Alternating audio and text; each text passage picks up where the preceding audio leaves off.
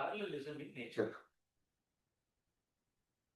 The only thing in existence before creation came into existence was divinity in the original state, and everything else in essence form was merged in it. So, first sentence underline mark. What was before creation? Divinity or reality, and everything else was in an essence form, merged in it. The process of manifestation started with the kshob, which stirred up a churning moment in the sphere of latent motion.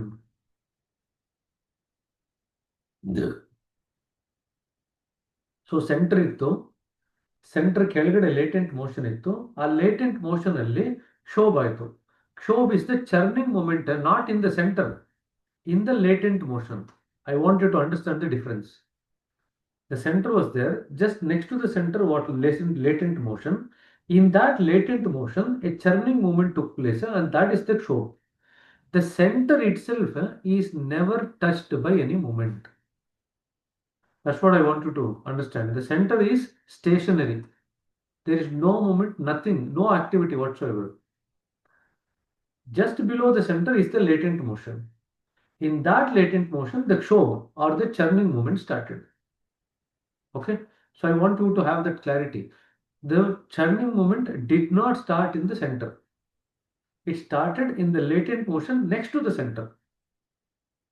Okay, that is why when the creation goes back, whether there is a manifestation of the creation, whether the creation goes back after Mahapralaya, the center stays as it is.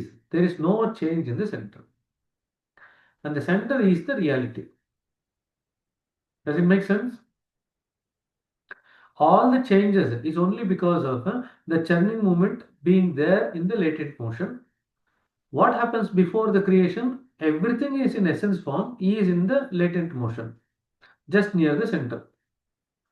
Then when the churning occurs, the show occurs, whatever was there in the essence form, they start actually coming out and manifesting. That's all that occurs. Activity revived, and with it the force got enlivened and started its action towards manifestation. This line of action, though in perfect consonance with divinity, appeared in its outer aspect to be somewhat different from it, since it had taken another course aiming at manifestation. In other words, everything in the latent motion was just contained near the center, but now this had taken an opposite direction. It started moving outside. It may for that reason be denoted as a line of humanity because of its close association with the formation of man. So, in other words, two lines started. We'll read about it in more detail. Two lines started. Today morning after the sitting, we were just discussing, no, that everything in that we create has one component of the divinity associated with it. Whatever is human creation, the human creation's basis is divine creation. Without the basis of the divine creation, there is no human creation whatsoever. Does it make sense? For example, we build a house, but the material for building the house is given by nature. We build a road. The material for nature, building the road is given by nature only. All that we do is that we combine and different things to give rise to different elements or different molecules, and then use that for our life here. So every aspect of creation that human beings do has a component of the divinity behind it. All that humans do is just modify the divine creation and make something new. And then they claim that I did it. They forget that the basis for their creation is divinity. Okay? So that is what happens. ಏನ್ರಿ ಪ್ರವೀಣ್ ಅಷ್ಟು serious ಆಗಿ ನೋಡ್ತಾ ಇದ್ದೀರಾ? ನಿಮ್ಮನ್ನು ನೋಡಿದ್ರೆ ಯಾವುದು ನಮ್ಮ Kannada cinema villain ತರ ಕಾಣ್ತಾ ಇದ್ದೀರಾ. ಆಯ್ತಾ? ಅಷ್ಟ್ರಲ್ಲಿ ಗೋಪಾಲ್ ಕೃಷ್ಣ ನಾನೇನ್ ಮಾಡ್ಲಿ ಅಂತ ಕೈ ಎತ್ತದ. ನನ್ನ ಕಡೆ ಗಮನ ಕೊಡ್ತಿಲ್ಲ ನೀವು ಅಂತ.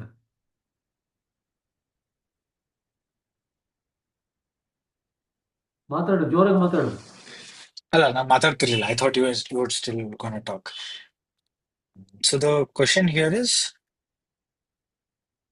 we tell that it was divinity, I mean, who laid out all the things, and it was in the end humans who took it and created a form out of it, like road, example. So how should we see it that it doesn't turn out humans did it or I did it? What perspective should we look at for that to not be true? If we do not forget that all the material for creation has actually come from the divine, and we relate to the divine for actually being grateful by for giving us all the materials for our living here, then that I-ness will not get added to it. We acknowledge things as they are. When we acknowledge things as they are, life becomes very simple. When we forget what things are, or from what we actually created, the so-called our things, and only look at our things out of tune with the rest of the things that is given by nature, then we actually get entangled in Maya. So for anything that we do, we should always acknowledge the source from where the materials have come. For example, we buy rice in the shop, and then we think that I am buying rice from the money that I have got. But if the person has not grown rice itself, even if you have the money, you will not be able to buy the rice. Right? Now, rice was actually given by nature. It's a natural process. You sow some seed and then the plant grows and then it gives you the paddy and then that is actually milled in the rice mill and then after that you get rice. So for whatever we eat, the rice on the plate of food that we have on a day-to-day basis, it actually comes from a different source. It's nothing to do with us. It actually comes from nature only ultimately. But we don't acknowledge it. We only look at a part of what we give. We give some money to buy the rice, and we think that this is my rice. The rice belongs to nature, but part of it has now come to you. But you now think that you are the owner of it. This false sense of ownership is what actually creates the ego and creates the samskaras. If at every step of the way we learn to give up this ownership and then be happy that everything is actually coming from nature to us for our necessity, then we don't get entangled in the ego or the maya or samskaras, even though we use all the objects that is given to us by nature.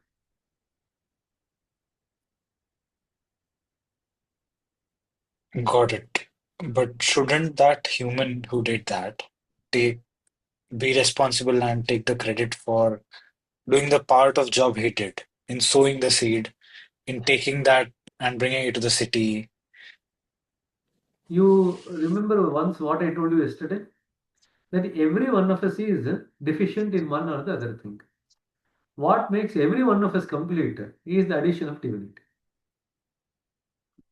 So every human being has a role to play for you to get the plate of food that you are eating. Nature has a big part. Every human being is also part playing a part. Now, why do you exclude the human being as being away from nature? When we thank nature, we are including the human beings in that. We are also nature's creation only, no? So why do you look at human beings as separate from nature?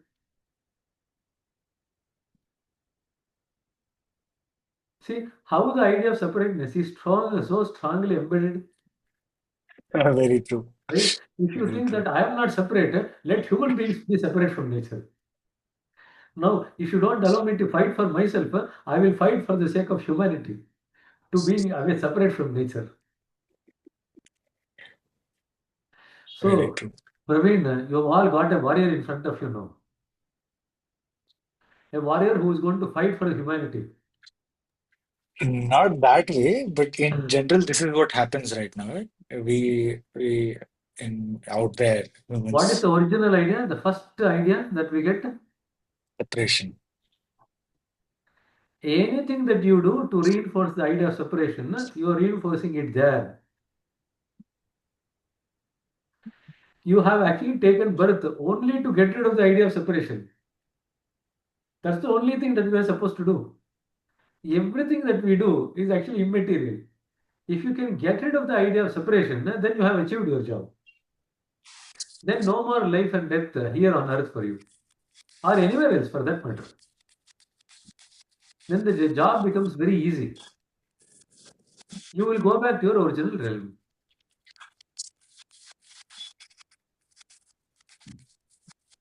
Gopalakrishna ಆಯ್ತು, ಇವಾಗ ಪ್ರವೀಣ್ ಏನೋ ಕೇಳಬೇಕು. ಪ್ರವೀಣ್ ಮುಂದೆ ಬಂದರು. ಏನಿಲ್ಲ, ಮುಂದೆ ಬಂದ್ರೆ ನಾ ಏನೋ ಅನ್ಮ್ಯೂಟ್ ಮಾಡ್ಕೊಳ್ತೀರಾ ಅಂತ ಅನ್ಕೊಂಡೆ. ನಮಗೆ ಏನ್ ಇಂಡಿಕೇಶನ್ ಗೊತ್ತಾ? ಬೆಳಗ್ಗೆನೂ ಅಷ್ಟೇ ಗ್ರೂಪಲ್ಲಿ ಎಲ್ಲ ಹಿಂದ್ಗಡೆ ಕೂತಿರ್ತಾರೆ. ಅವ್ರೊಂಚೂರು ಮುಂದೆ ಬಂತು ಅಂತಂದ್ರೆ ಏನೋ ಕೇಳೋರಿದ್ದಾರೆ ಅಂತ. ಅಂಕಲ್ ನಿಮ್ಮಿಬ್ರು ಕಾನ್ವರ್ಸೇಷನ್ ಭಕ್ತ ಪ್ರಹ್ಲಾದ ಹಿರಣ್ಯ ಕಶ್ಯಪ ಅವರ ನಿಮ್ಮ ತಂದೆ ಯಾರು? ಕಶ್ಯಪ ಬ್ರಹ್ಮ. ಅವರ ತಂದೆ ಯಾರು? ಅವರ ತಂದೆ ಯಾರು? ಚತುರ್ಮುಖ ಬ್ರಹ್ಮ. ಅವರ ತಂದೆ ಯಾರು ಅಂತ ಯಾರು ಇರಬೇಕಲ್ಲವೇ? ಡೈಲಾಗ್ ಟು ಡೈಲಾಗ್ ಜ್ಞಾಪಕ ಇಟ್ಕೊಂಡಿದ್ದೀನಿ ನೀವು. ಎಷ್ಟು ಸತಿ ನೋಡಿದ್ರಿ ಭಕ್ತ ಪ್ರಹ್ಲಾದ ಅಂತ? ಮಸಾಲೆ ನೋಡಿ, ತುಂಬಾ ಇಷ್ಟ ಪಿಕ್ಚರ್. ಅದೇ. So Priya, he is vast. I hope you can understand Kannada. Now, that's a big thing that you are doing. Now, Gopal Krishna was reinforcing the idea of separateness in one way, and you are reinforcing the idea of separateness in another way. By being in Bangalore, but by not learning Kannada. So, even for your own spiritual journey, you have to learn Kannada. That is part and parcel of your journey. Wherever you are, you have to learn to get over the idea of separateness. And if that idea of separateness to be got over requires the learning of a language, you should do it. Does it make sense? So we should fully integrate to where we are staying. That is one thing that's going to help us get over the idea of separateness. Right? So Bharat, ಎಲ್ಲೋ ಹೋದ್ಯು ನೀನು? ಗಲಾಟೆ ಮಾಡ್ತಾ ಇದ್ದ ಭರತ್, ನಾನು add ಮಾಡಿ ಅಂತ. Add ಮಾಡಿದ್ರೆ ಇಲ್ಲಿ ಮಾಯ ಆಗ್ಬಿಟ್ಟಿದ್ದಾನೆ. ಯಾವ್ದು ಬುಕ್ ಅಂತ? ಯಾವ ಕಂಪ್ಲೀಟ್ ವರ್ಕ್ಸ್ ವಾಲ್ಯೂಮ್ 1 ಅದರಲ್ಲಿ ರಾಜ್ಮಾರ್ಗ್ ಫಿಲಾಸಫಿ 2ನೇ ಚಾಪ್ಟರ್ ರಿಯಾಲಿಟಿ. ಈಗ ಜಸ್ಟ್ ಸರ್ಚ್ ಮಾಡತ್ತೆ. ಅಲ್ಲ, ಸರ್ಚ್ ಏನ್ ಮಾಡ್ಬೇಡ. ಹಳೆ ಬುಕ್ ಇದೆ, ಹೊಸ ಬುಕ್ ಇದೆ ನಿನ್ನ ಹತ್ರ? ಗೊತ್ತಿಲ್ಲ ಸರ್. ಇದು ತಂದ ಬ್ಲೂ ಕಲರ್ ಟೈಪ್ ಐತೆ. ಬ್ಲೂ ಇತ್ತು ಅಂತಂದ್ರೆ ಹೊಸದು. ಸೊ ಎಷ್ಟನೇ ಪೇಜ್ ಹೇಳ್ರಪ್ಪ ಅವನಿಗೆ? 316. 316 ಅದು ಬೇರೆ. 316 7th not.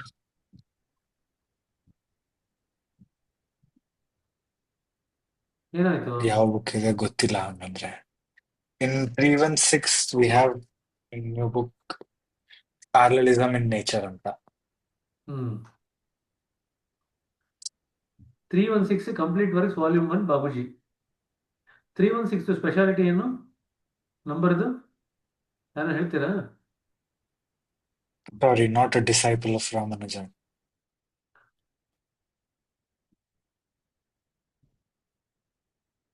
316 is 6 cube plus 10 square.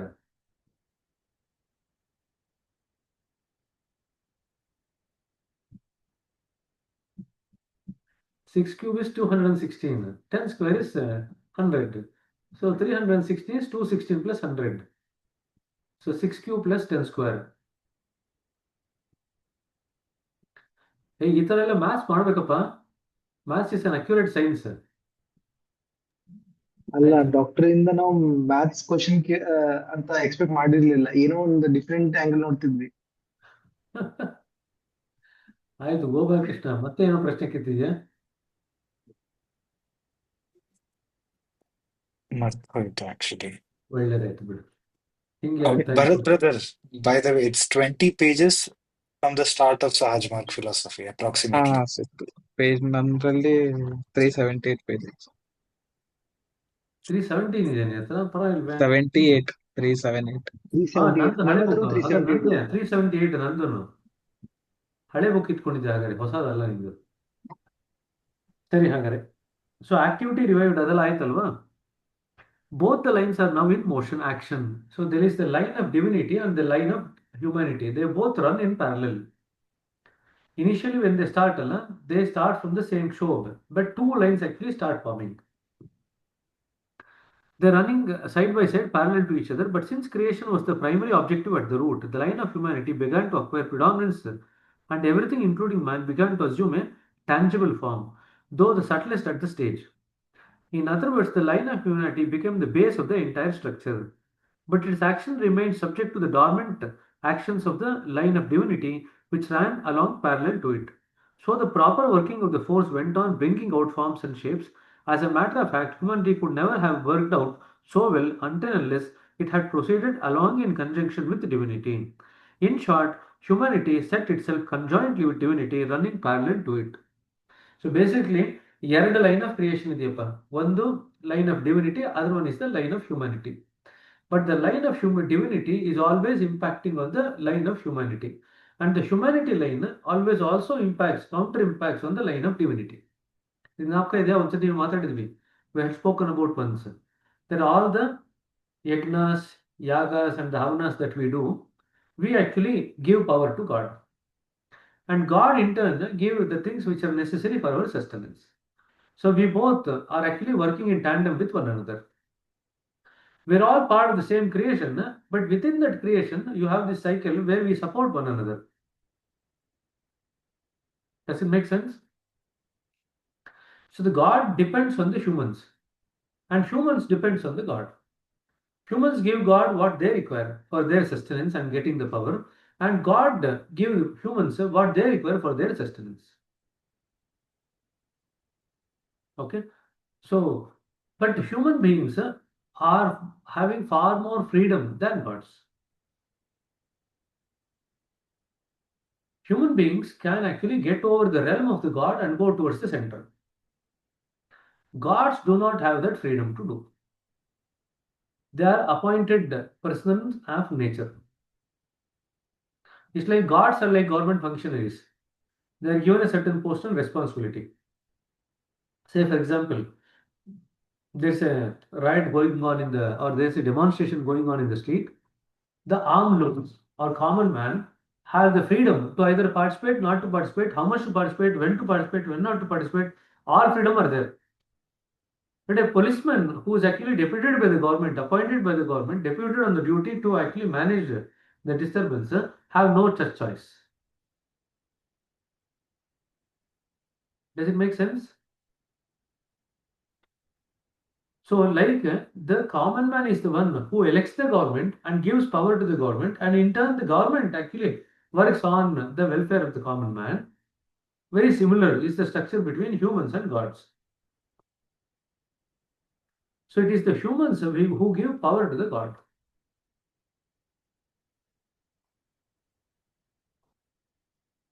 And this is one important thing that people forget, that God gets power through humans. Otherwise, over a period of time, they lose their power. The power comes down over a period of time. So they require replenishment of the power on and off. It's like battery. So if you charge the battery and after some period of time, it's going to run out of the charge, the power. Again, you have to recharge it.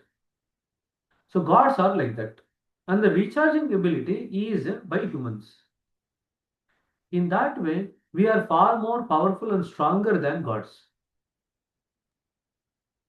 So eventually, everyone means most of the people in this generation or the next generation, I don't see they having that much inclination towards gods or prayers or anything like it used to be during our grandfathers that time. So you think like after few years, gods will lose their entire power. No. After a few years, you would have become a grandfather. But still, there used to be so many yagnas, though, so many things. But now, Even now, even now, so many things are happening. If you actually look at how many good things happen in India, it is far more than any other part of the world. In terms of the Annadana, the Shramadana, in terms of free food available, in terms of the pujas, in terms of the Homa, Havana, Yagna, the amount of things that actually are done in India to appropriate the God, to potentiate the God, is far more than any part of the world. It might appear to you that it is actually come down, but actually it is not come down. In our area, there is one temple. Even now, if you go every day, you will get some prasad or the other thing. Aratable. There is one temple here nearby, but they don't give you much. They give only small quantity. I just read today morning in Malleshwaram, there is one temple where actually they feed you twice every day. So if you live nearby the temple, you don't need to work at all. You might as well just eat the prasad from the food and then serve the temple, and that is enough. Why I'm saying this is that there are so many religious and activities, not only the rituals, but the religious activities where a lot of service is done in the name of religion. And that happens quite a lot in India compared to any other country. Just say, for example, even if you just take a normal, we just had gone to some Upanayanam, the thread wearing ceremony. And you know how many guests had come? For the thread wearing ceremony, they had spent nearly 400 to 500 people had come. Now, if you want to feed 400 to 500 people in abroad, that will be a big bang thing. Every one person who comes for the lunch is counted as if it's a big expense for them. But here we hardly worry about anything. So 300, 400 too is okay, norm actually. Nowadays, the marriages are going to 800,000 people coming to the marriage over 2 days. In other words, you are actually feeding those 1,000 stomachs. So the point is, the amount of free food that is available is huge actually. So, and just look at so many matas. In every mata, there is the food, free food which is served. Almost every mata. Just take our Kana itself. Almost every day, few thousand people are fed. So, we should not underestimate how much humans are doing as an activity to make the gods happy. In fact, if you just look at how India has progressed over the last 30 to 40 years, don't underestimate the power of gods behind the progress of India. Gods have contributed hugely for India's progress, as you see now. And we have also actually contributed to increasing their power. That's a mutual thing always.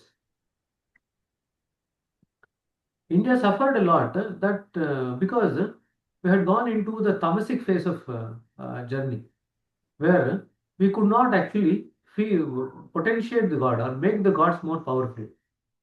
And they in turn could not actually do anything for the sake of India. So now it's a different kind of an era. You see, where the food is surplus, we are now self-sufficient in electricity. We are self-sufficient in most of the things now.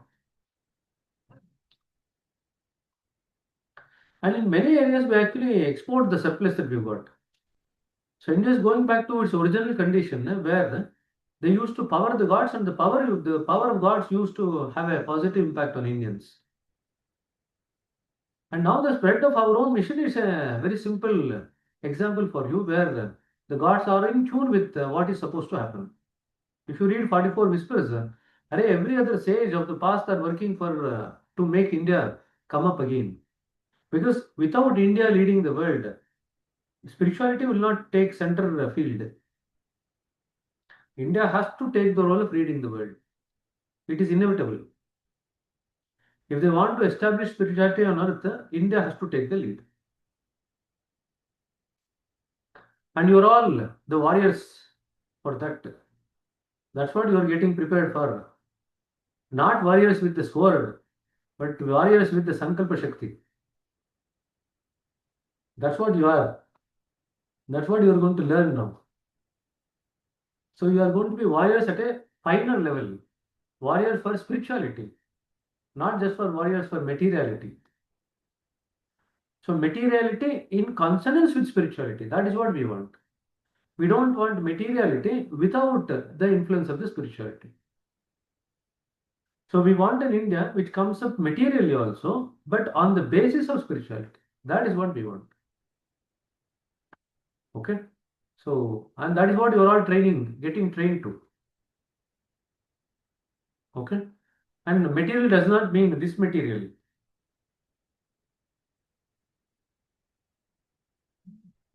This material ಅಂದ್ರೆ eating material. That I'll eat more and then I'll become materialistic. That is not what we want.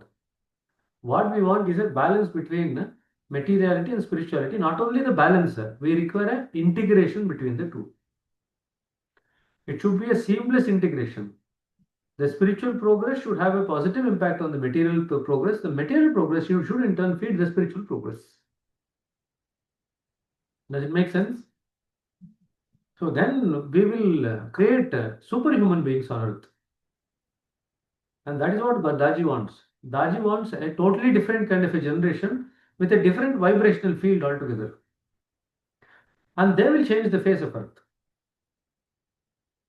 People with adequate number of the egregore of different vibrational level, they will change the face of earth. They will make it more spiritual in such a way that even gods will feel compelled to come down and want to stay here. They don't want to go up to their realm. After SNP2, when Daji came to Bangalore, he said the vibration level in Bangalore is far better than in Kanha. And he said not only once, he actually said it multiple times.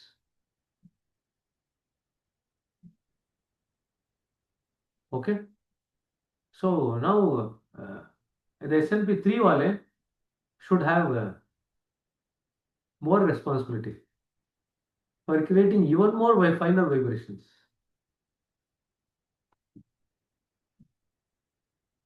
So that's why he stayed for 2 days. He came and then he stayed in the hotel for 1 day, 1 or 2 days. Then he stayed. This went to Zoroastram, then went to Parantham, then stayed there for 1 day, and then went to Mysore. So our vibrational level should actually compel the master to come and stay here. That is what it should be. We don't need to say anything. If the vibration levels becomes more subtle, the masters will automatically get attracted. Like if there is the smell of Wabbattu in the kitchen, our Gopal Krishna will automatically get attracted to it. And he'll follow the smell and go to the kitchen. Automatic. Right? I don't know what is Praveen's favorite sweet. Bharat's favorite is pineapple. If there is any pineapple, it automatically attracts him. Hey Bharat, video on ಮಾಡ್ಕೊಡು. You say Wabattu, we say Puran Poli. ಏನಂತೀರ? Puran Poli. Puran ಪೋಯಿಲ್ಲ. Puran Poli. Puran ಪೋಯಿ. That's what you say in Bidar. ಅಂದ್ರೆ ಪುರಣ್ ಮರಾಠಿನಲ್ಲಿ ಪೋಲಿ. ಹೇಳ್ತಾರೆ. ಪುರಣ್ ಪೋಲಿ. That's holige a Hindi word. It's not a Kannada word. Marathi. Exactly. It's not a Kannada word. So holige. Holige is Kannada. ಪೂರ್ಣದ ಹೋಳಿಗೆ ಅಂತಾರಲ್ಲ ಅದು. ಪೂರ್ಣ ಹೋಳಿಗೆ. Puran means ಪೂರ್ಣ. ಹೋಳಿಗೆ ಅಂದ್ರೆ ಪೋಲಿ ಅಲ್ವಾ? ಎಲ್ಲಿ ಭರತ್ ಆನ್ ಮಾಡ್ಕೊಂಡು ಹೊಟ್ಟೋಗಿದ್ದಾನ ನೋಡು. ಇಲ್ಲ ಸರ್ ಅದ ಮನ್ಯಾಗ ಬಹಳ ಎಷ್ಟು ಗದ್ದಲ ಆಯ್ತು ಸರ್. ಸೊ ಎಷ್ಟು ಎಲ್ಲರೂ ಓಡಾಡಿ ಅದಕ್ಕೆ ಇದು ಮಾಡ್ಕೊಂಡು ಕೂತಿದ್ಯಾ? ಎಷ್ಟು ಮಾತ್ರ ಮಗ ತೋರಿಸ್ತೀನಿ, ಇಲ್ಲಿ ಯಾರಿಗೂ ತೋರಿಸಲ್ಲ ಅಂತ. ಅಂದ್ರೆ ಓಡಾಡತ್ತಾರ ಸರ್. ಸೊ ಸಣ್ಣ ಆಯ್ತು, ನೋ ಪ್ರಾಬ್ಲಮ್. ಸೊ ಪೂರನ್ ಪೋಲಿ ಅಂತ ನೋಡು, ಆಲ್ರೆಡಿ ಅವ್ನು ಗೋಪಾಲ ಕೃಷ್ಣ ಆ ಹೆಸರು ಗೊತ್ತು. ಸೊ ಹೋಳಿಗೆ ಎಲ್ಲ ನಾಮಕರಣ ಗೊತ್ತಿರುತ್ತೆ ಅವನಿಗೆ. ಹೋಳಿಗೆಯ ವಿವಿಧ ನಾಮಗಳು ಯಾವುದು ಅಂತ ಕೇಳಿದ್ರೆ ರೂಪಗಳು, ನಾಮಗಳು ಯಾವುದು, ರೂಪಗಳು ಅಂದ್ರೆ ಎಲ್ಲ ಗೊತ್ತಿರುತ್ತೆ. ಆಯ್ತಾ? Anyway, so parallelism in nature. So humans and divinity, they actually feed on one another.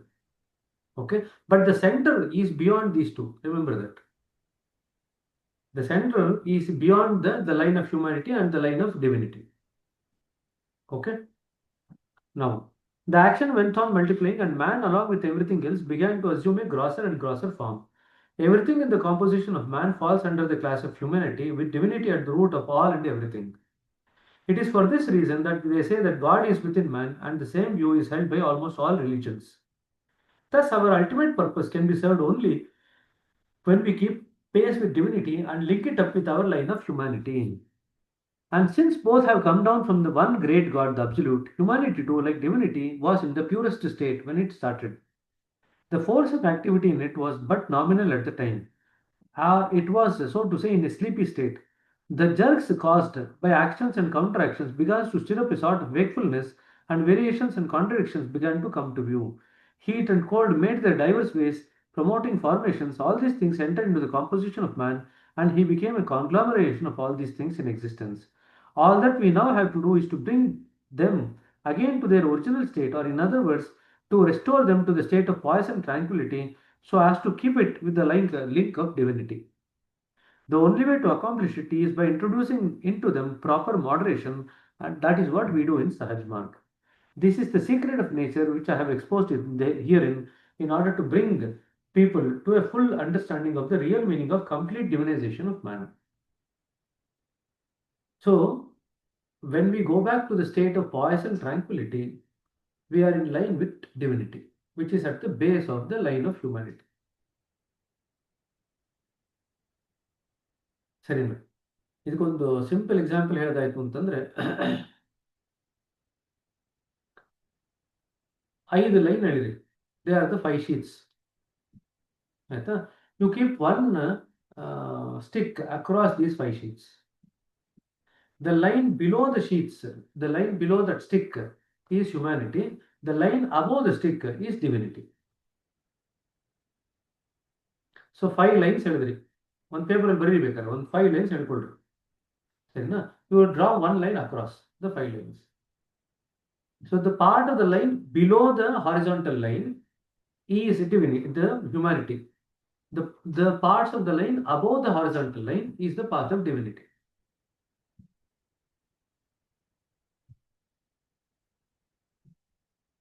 ಇದು ಅರ್ಥ ಆಯ್ತಾ? Like consciousness, subconsciousness. ಅದೆಲ್ಲ ಏನು ಬೇಡ. 5 ಲೈನ್ ಬರೀರಿ. Write it in a piece of paper. Then I'll explain to you what it is. You just draw 5 lines. Again, we're going to maths now, geometry.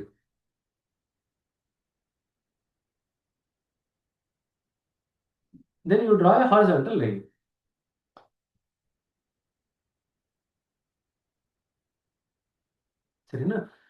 The line, part of the line below the horizontal line is humanity.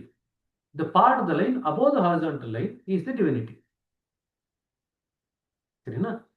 ಇದು ಯಾಕೆ ಇದು ಬರುತ್ತೆ ಅಂತಂದ್ರೆ ನೋಡಿ, take the first line. The first line is the gross body. Human gross body is in continuity with the Brahman's gross body. The above line is that is Brahmans. ಕೆಳಗಡೆ is individuals. Again, take the second line. The individual or human's energy body or pranamaya kosha is in tune with the Brahman's energy maya kosha or pranamaya kosha. That's the second line. The third line is the manomaya kosha. Human's manomaya kosha is in tune with Brahman's manomaya kosha. Then the fourth line is the intellectual sheath or the Vijnanamaya kosha. Human intellectual Vijnanamaya kosha is in tune with Brahman's Vijnanamaya kosha. Then lastly, human causal body is in tune with the Brahman's causal body.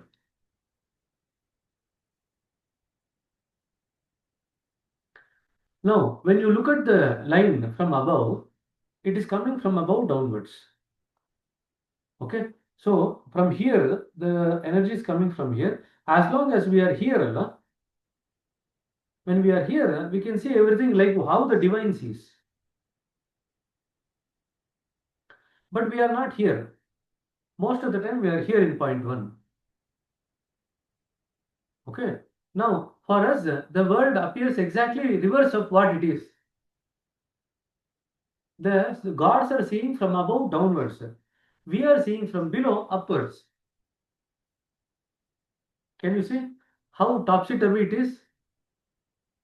So when you look at from above, you can easily see that the sun is in the center and the earth is going round. But when you look at from earth, you feel that the sun is going around the earth.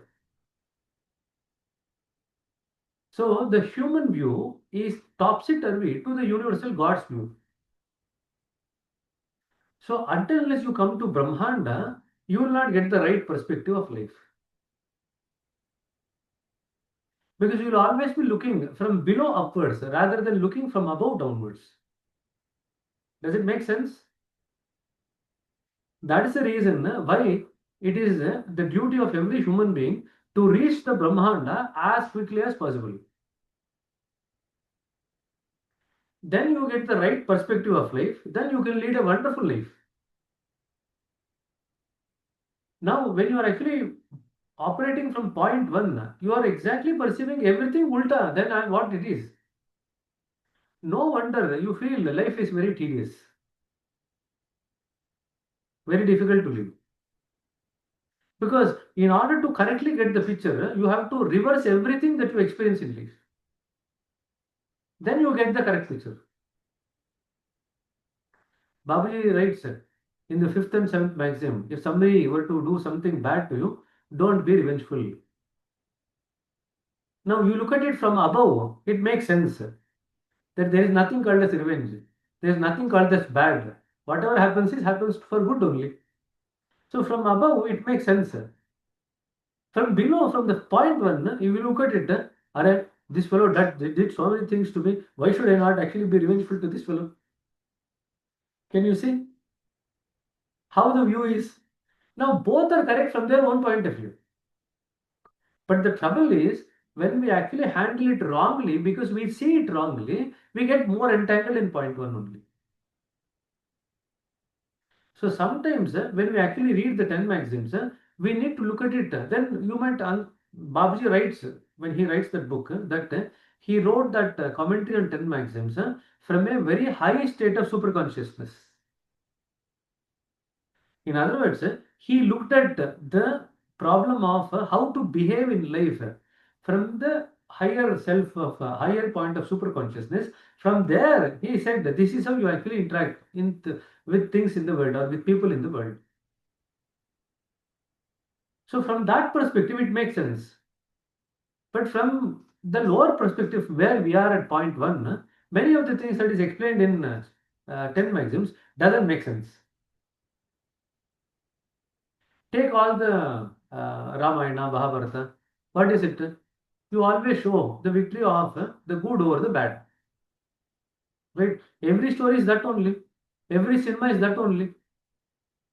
The good wins over the bad. Right? But then when you look at good winning over the bad, you are in a dichotomy, no? You are in the Dvandva. And Dvandva is nothing but your realm of existence in the Pinda Pradesh. That's all it is. And now we glorify that. That as if that's the highest in life. That is not so. We know that even after we cross the Dvandva, all that we have reached is the Brahmanda. When we reach the Brahmanda, all that we feel is that we get the correct perspective of life. That's all it is. And we have reached such a stage where we start praising liberation itself as a very high condition. That is because we have got engrossed to that lower state so much over so many lives that we feel that when we move from this to that is a very big achievement.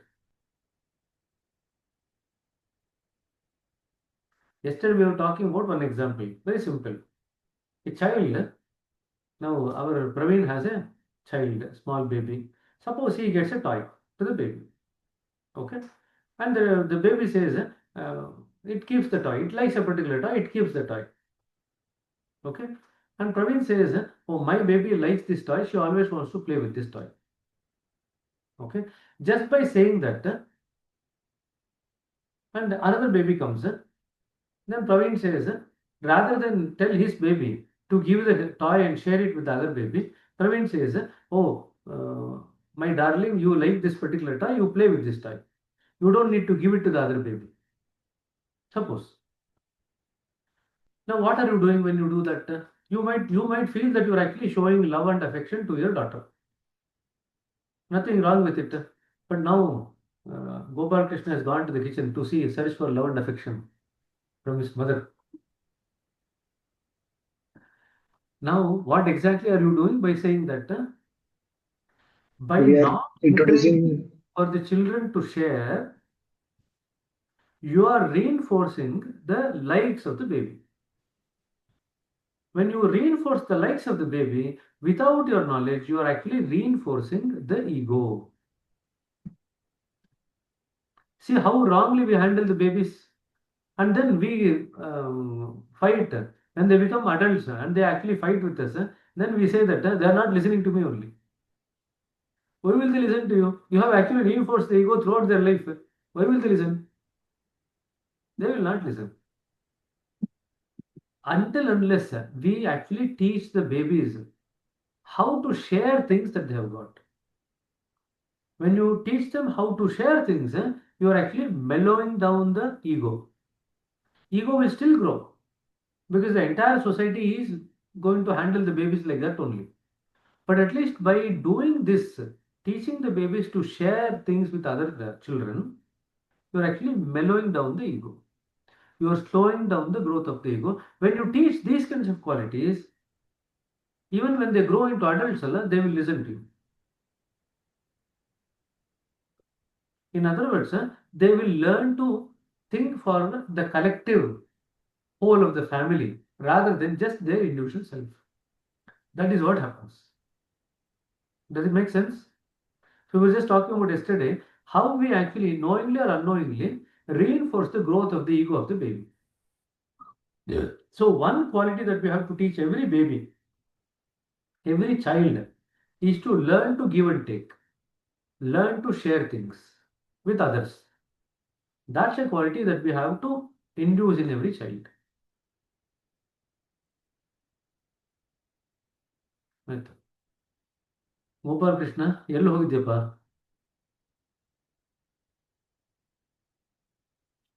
ನಾನು ಸ್ವಲ್ಪ data coordinator ಕೆಲಸ data ಎಂಟ್ರಿನಾ? coordinating with Mukesh brothers for something. ಏನಾದ್ರು ಕೇಳಿಸ್ತಾ ನಿಮಗೆ? Coordinating with Mukesh brothers from Ghana. So but there is something ಏ where Mukesh is help in is needed. Bangalore only, no? But the central team ಆತರ. That's it. ಆಯ್ತು, no problem. So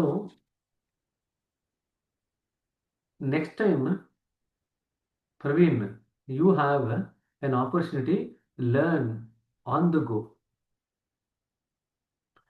You have an opportunity to learn on the go and also teach your child on the go. I think all the people who are there in the group will also get that opportunity. Not once, but twice and thrice. So you need to learn all these intricacies. When the baby is born, the baby is nothing but a mass of consciousness with a soul. That's all it is. In flesh form. That is a That I baby. can correlate actually. They don't differentiate. They don't have that consciousness about what can we have. So they treat everyone same. They don't differentiate. That's when we introduce first separation. Correct. We think we are giving something good, but like you said, that unknowingly goes in a different way. To some extent, that ideas are necessary for the child to become aware of the body, the mind, and the need to take care of it. Only to that extent. But when it is reinforced beyond that, it becomes very, very difficult. So we are reinforcing the very problem which the soul has come to get over. You have pre-work session at 8 o'clock. Okay, we also have one session at 8 o'clock, not to worry, Yashas. We have had Yashas today, in the sense that we have completed 2 pages. That itself is a big thing. We are going very slowly, right? So we have achieved our goal for today, which is 2 pages, completion of 2 pages. Aita. Anyway, I think the next part is pretty easy, straightforward, avatar. So we can finish that, and then after that, some of these things are already we have read in the previous chapter, so it will become easy. So not to worry. But this particular chapter has a lot of information because it's something related to reality that you have to know deeply for the examination sake also, for the perceptor work also. Okay. So we can stop here. It's coming up to 8 o'clock, 7:59, and we can continue tomorrow as usual at 7 o'clock, 7 to 8 o'clock. Okay, so that we can keep pace. I'm hoping that at least by end of July we should be able to finish it. At least finish this chapter, because then we still have one chapter left in the end, which is the efficacy of Raja Yoga. Exam will be in November, you said, right? Yeah, you have enough time, no problem. Okay, because we started early, we have enough time. Okay, Sari Pagar, thank you very much for your time, and we will see you tomorrow evening at 7 o'clock. Okay, namaste then. Thank you. Thank you. Thank you. Thank you so much. So we'll see you there in. You are coming, no? All the people from Bidar are coming. How are you people coming? I'm not sure.